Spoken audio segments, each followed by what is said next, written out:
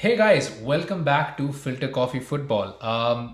Talking about two results today, the second leg of the Carabao Cup semi-final and the recent Premier League draw against a fairly resilient Burnley, we'd say. Before we jump right into it, but please like, share, subscribe. It's been great having you guys, and we are growing at a steady clip. So let's keep that ball rolling. But yeah, let's start off with the first picture that came chronologically. The 2-0 loss to Liverpool in the Carabao Cup. Um, I mean, it's not safe to say it wasn't an unexpected result. I mean, a win was always going to be uh, it was possible, but not the likely outcome in that situation. But nonetheless, the manner of the defeat was fairly encouraging, I'd say. Also, maybe even disappointing given the amount of dominance we had, especially at the start of the game. So yeah, Karthik, why don't you kick us off by where we missed out on actually getting that win through? Mentality. It's a mentality problem. That we should have gone into that game hoping to get on the front foot, get a goal in, build the pressure, and see how things go. But we're trying to labor too hard, which never yielded any result. I think we need to just free ourselves of the thing where you play a very different style against teams in the top three, and sometimes it works, sometimes it doesn't. So I think we need to not look at other opposition as special, but just play the regular game and just be at it. I thought we were never at it in the first place. Maybe the first 20-25 minutes, but after that, it just felt we were resigned to whatever was coming our way. Yeah, I mean, I felt that's where we really lost the plot is when we weren't able to capitalize on those first like 15 minutes of like sheer dominance. Like we had a lot of opportunities. We created a lot of issues there. Martinelli was giving Trent Alexander-Arnold like a run for his money. I mean, the amount of times that he just ran over Trent was ridiculous, and that is where I feel, and Liverpool in the back of their mind kind of knew that this was temporary pressure. You could see in the way they defended as well. They were kind of really anxious, but there was also this quiet confidence that eventually it will pass. And the fact that we did not score in that time really went a long way in us really not being able to make the most of that result. Because Liverpool saw a lot of the possession, but they weren't necessarily the dominant side.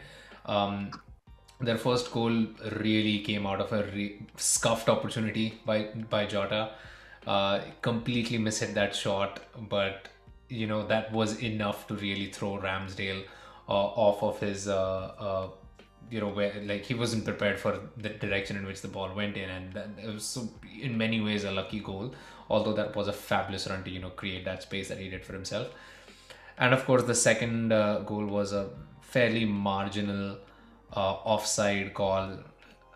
I'm i'm not going to split hairs on those Yeah, things. resigned. Yeah, I we've mean, resigned to the fate. yeah, exactly. At that point, it didn't. We were still in the game. We were still trying to get in there, but it never seemed like we were going to get more than a goal. So the moment we went two goals down, that was just like the nail in the coffin. Because like we said, Liverpool were quite sturdy in their defense, especially once the initial wave kind of washed over them. And Fabinho, man, that guy was fantastic again. He's Fabinho really, always turns up against us. Always, yeah. always, always turns up against us. Every single game that he's played against us, they've like completely taken our midfield and our attacking trio out. Yeah, and that It's was really another thing as well, right? Because our midfield was really thin to start out with. I mean, Partey had literally just landed earlier on in the day. So the fact that he was even on the bench, despite literally just showing up, was it just showed the sheer lack of depth that we had in midfield. And he did come on eventually, and really stupid. It's like Granit Xhaka is kind of rubbing off on him. You know the tie is lost. You know these cards count in the Premier League. Why would you go and get 2 yellow cards? It's so stupid. You already have Xhaka out for 3 games. You have no other midfielder Two. in your team. Xhaka was out for two. Well, Only two two. more games, yeah, Yeah. including 2 more games. So you already know that you don't have a midfielder going to the next couple of fixtures. Why would you go ahead and get yourself booked again? Like, I mean, that was just that was really frustrating to watch. That is what annoyed me more about the result than us actually losing, because I wasn't particularly hopeful. I was quite impressed by the performance, and I was glad to see, how well the team put up against still a really, really good Liverpool. Even though you don't have Mane and Salah in there, it's still a very competent Liverpool team, especially considering the lack of depth that Arsenal had in their squad as well. Um, yeah, any pointers, any last minute thoughts before we move on to the other frustrating result of the last few days? I think the pressure of the occasion maybe played its part with the average age of the squad being what, 24, 23 odd. I understand that it's not always easy to step up, but this is the time that they have, and these are the opportunities that you wouldn't necessarily always get at other clubs. Maybe make the most of it and just put your hearts out. That's all. Yeah, I think I missed one point in that. While Martinelli had a fantastic game, I actually felt that Emil Smith Rowe probably had a pretty poor game. We had a lot of opportunities to get Liverpool on the counter, and I remember of at least 3 separate occasions where Smith Rowe had a pass to release a player and just did not make the right pass, or either put too much weight on it, or it was too soft, so it got intercepted. Um, like you mentioned, it's probably just the occasion that got to him. He really wasn't able to, get the confidence, get the right touch on the way he probably needed to in that game. And yeah, I mean, Odegaard was absolutely amazing. It's really unfortunate that we missed out on um, some potential opportunities that we could have created with just one right pass in that game. And yeah. Anyway, moving on to the second result earlier on today, Arsenal drew against Burnley. Looking at yet another win at the Emirates, it would have made us 8 wins at the Emirates this season, which would have been more, or I think equal to what we managed all of last season. So already goes to show that we are having a much better season this time around. But again, that throws into light the fact that because we're having such a good season, we expect to win these matches. We expect to make more of the dominance that we had on the ball. Arsenal were by far the better side, created so many opportunities, and Burnley were just defending. They were holding on for dear life. They did string together a few attacks, but nothing that really troubled Arsenal to any real degree, I would say. Just a really frustrating result, though. So many chances, so many half missed opportunities. I think Arsenal put like 30 odd crosses into the box this game, which is just ridiculous when you think about it. We had like 11 or 12 corners in the match as well. So Burnley came to the Emirates to defend, and they really got what they came for. They got that draw. They kind of went out and went away with it. Before we jump into Arsenal performance, I want to hear your take on whether you think Burnley is actually going to be able to survive this season or not. I mean, they I did don't know, just dude. lose. Yeah, they did just lose Chris Wood. Maxwell Cornet is away with Ivory Coast for AFCON. So two of their high scoring strikers, like they were number one, number two for them this season, they're both away for the foreseeable future. Wood is I don't think gone. they're playing. Yeah, I don't think I they're don't think they playing have another now. fixture till maybe the second week of February, which might There's just a be around the winter time break when right Cornet. now. Yeah. There's a winter break right now. Winter break. So, but I still think they have one match before Cornet actually comes back. Now they do have some matches in hand. but they are rooted to the bottom of the table right now. So, quick yeah or nay, do you see them staying up or not? I see them going down, and I'd happily be okay with that. Like, go out, get out, try to play some football before you jump into the top of the competition. Yeah, I mean they have really time and again managed to keep themselves up Punched above despite, their weight, yes. yeah, which is a big compliment to them as a team, and and Sean Dyche as a manager. But I guess it's kind of the race down there is actually heating up. To see Norwich actually bounce up and out of the relegation zone was, I mean, egg on our face, right? But yeah, it's definitely getting interesting at the bottom of the table as things start to get boring at the top. While with City kind of almost running away with the league yet again. But yeah, coming back to Arsenal's performance, just lack of just lack of clinical finishing at the front. We had Lack of bite. chances. Lack of bite, yeah, lack of bite, exactly. Saka again. This match was probably where Saka probably didn't have his best game. But I think more so, I thought Martinelli was poor in this match. Because Saka still went down the wing a lot, gave his defensive compatriot a bit of a rough time. But on the other side, on the other end of the pitch, I think Roberts, it was the right back for Burnley, really didn't have a whole lot to do up against Martinelli. And when the substitution finally came with Nketiah coming on for Emil Smith Rowe, I honestly wish that it was Martinelli who'd come off and Nketiah coming on, because Smith Rowe was getting a little bit more success down that left hand side of our attack than Martinelli had the entire game. So I was a little surprised when that substitution came on. But yeah, thin in the midfield again. Had to kind of spoof up the formation a little bit. Lokonga, our only real out and out midfielder in there. Did Not you that see the bench? Did you see the bench? yeah, we had like six academy players on there. Yeah, 6 or 7. I mean, it shows why there really weren't any, like, if the starting 11 wasn't going to get the job done, there was really nothing else we could do in that match to change things up.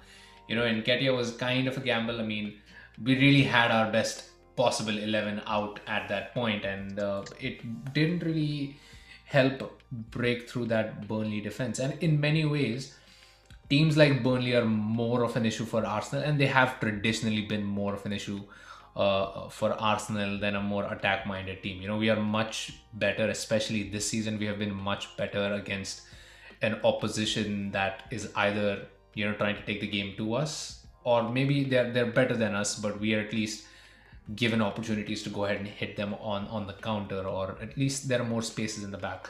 But when a team kind of just sits back like that, Arsenal have always had a hard time breaking them down.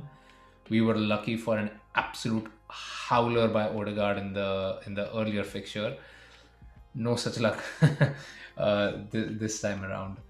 How do we solve this issue?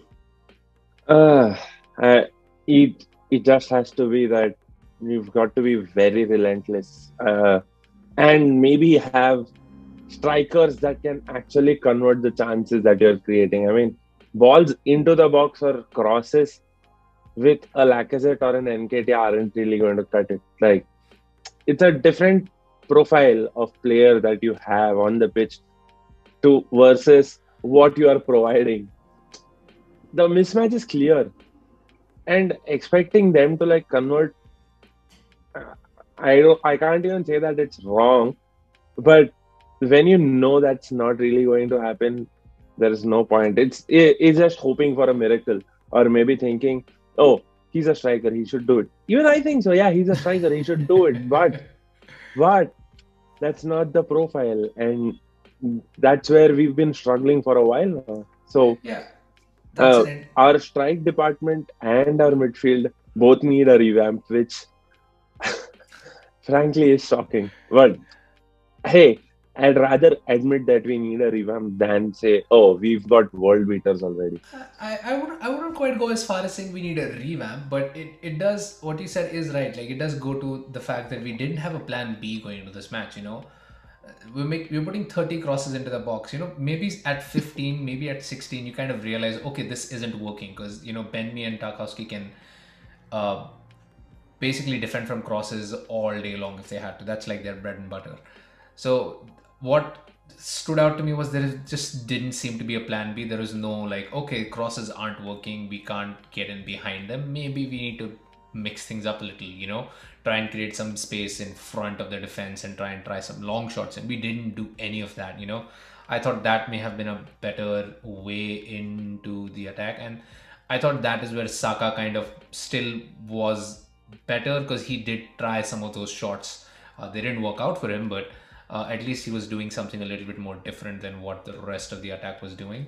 Um, so yeah, it's that lack of plan B that was more of an issue for me today, and that's something that Arteta really needs to work on. Because I mean, all honesty, a thin bench and it's not that much of an excuse when you're up against a bottom of the table team, right? At that point, even if you don't have two or three starters in your team, you at home you should still be scoring. You should still be winning that match. I was really thinking, like, after 70 or after 75 minutes, just throw all the kids in there and let them like go.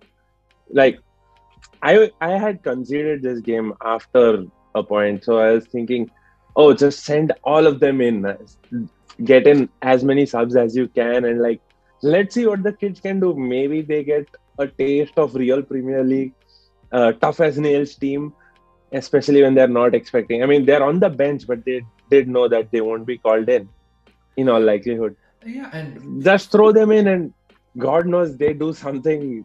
The kid hasn't even lost his baby fat, or just goes on and converts a chance, and there you have it. That's what you really want, right?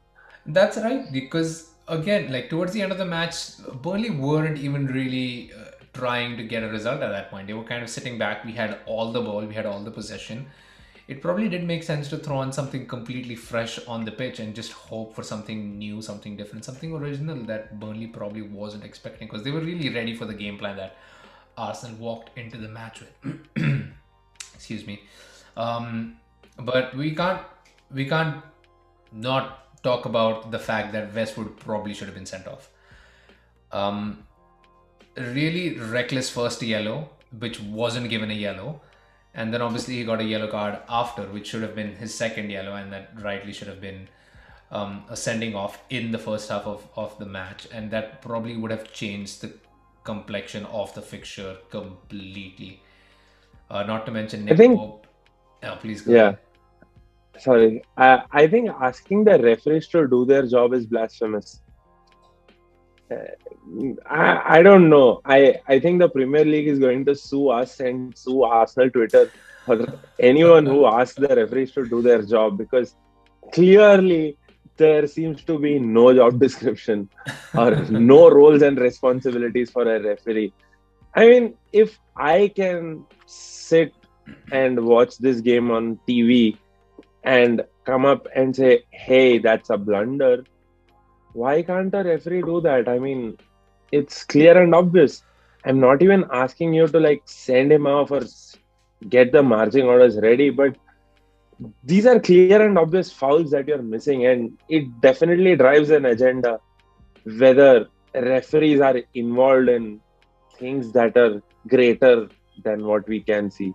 And that's kind of going back to the debate, right? Because the argument is, well, if VAR looks at every yellow card, then it's going to slow the game down to no degree. Well, I guess that's true, but this is a situation where when you miss the first yellow, it frees out the player to make a reckless challenge going Again, forward. So, I mean, we saw that earlier on against Leicester as well, where Evans made a foul on Ramsdale, did not get booked, and felt cavalier enough to go ahead and make another tackle up on Aubameyang. Now, we won the match, so it was a good result at the end of it, but if you can't go back and make like an obvious decision early on, even if it's just a yellow card, if it's because it's going to dictate the rest of the game, especially when it's early on in a match. We know how an early yellow card affects the game.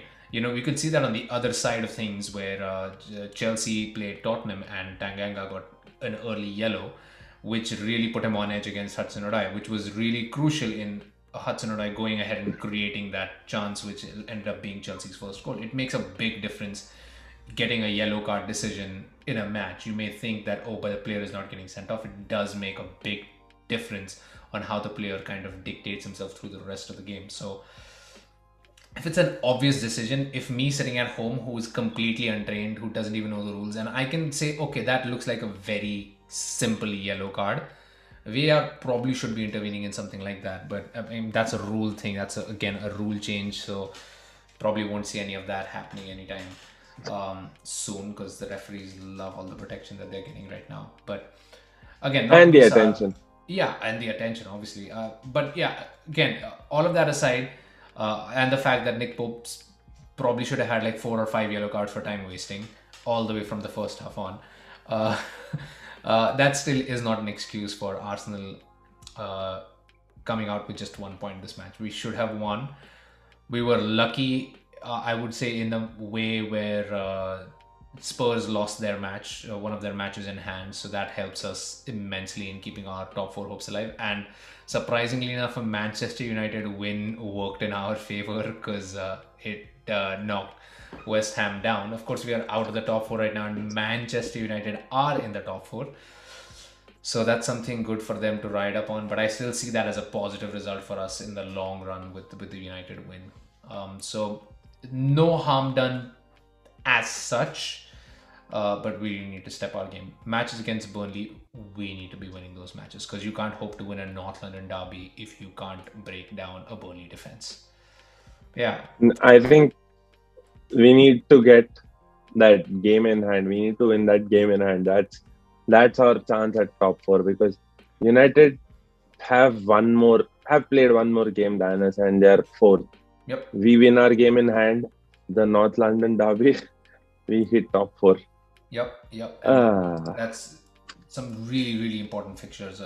We're going to get a nice long break before we play again, but it is going to be against Wolves, so that will again be a fairly tricky fixture. Another team who's had a stellar defense.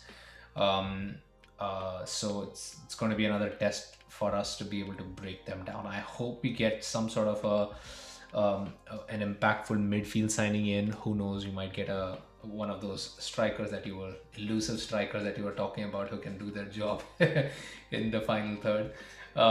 So a little over a week left in the transfer deadline, so let's see what goes on there. And speaking of transfers, we have a video coming out, or already out, talking about transfers that the top 8 would benefit from. So please go ahead and take a look at that. And yeah, like, share, subscribe as always. Leave your thoughts down in the comments below, and we will see you next time. Have a great day. Bye.